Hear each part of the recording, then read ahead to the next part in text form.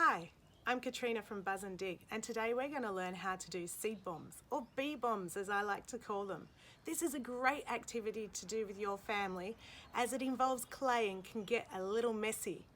Let's get started.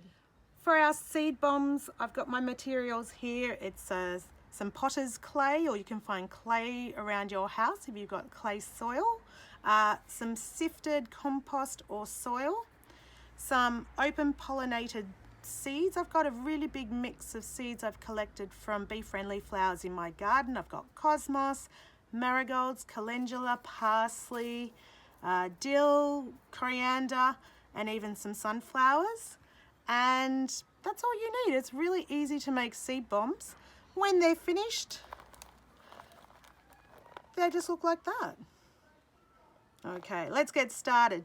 So with the clay, you need to knead it a little bit to make it less stiff, make it more malleable. So that's a really fun thing to do for the kids. And then slowly you want to be adding in your soil or compost and really work it through to combine. Just give it a good mix. Now, the Native Americans used to cover their corn kernels with mud and scatter them around the fields. And they did that to protect the seeds from birds and other pests. And when the heavy rains would come, the seeds would have a little extra boost from the mud and be able to grow. So this is a little bit similar. And you know, bee bombs are really fun. You can be a bit guerrilla with them and pop them in some sunny spots around your garden. You can even launch them. You could make a little slingshot with a forked stick and a rubber band.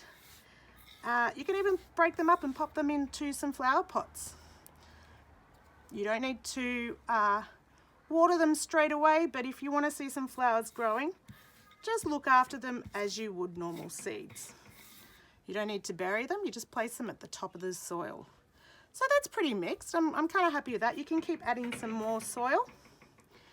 But now all you need to do is make some marble-sized balls with your clay. And you can even just take a little sprinkle of seeds, like so, fold them in so they're nice and protected, and give them a little roll.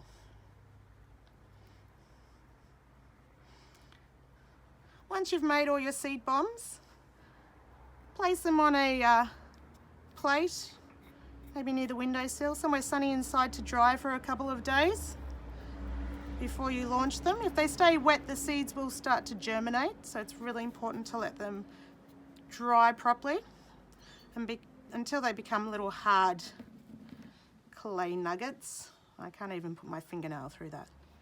Once the bombs are completely dry, put a couple in your pockets and head down to your backyard and do some bombing. You can even make a slingshot or see how far you can throw them, ideally in a sunny spot.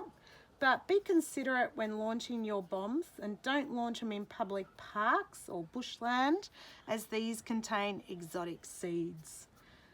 Ask your neighbours first before you seed bomb their garden. Now the bombs will sit patiently on the ground until there is enough rain or water to break the clay, and organic matter encourages the germination of the seeds. Be a seasonal seed bomber. You can start even now or from late winter to midsummer. Just ensure that you're watering your seeds well, and hopefully you'll have some bee-friendly plants in your garden.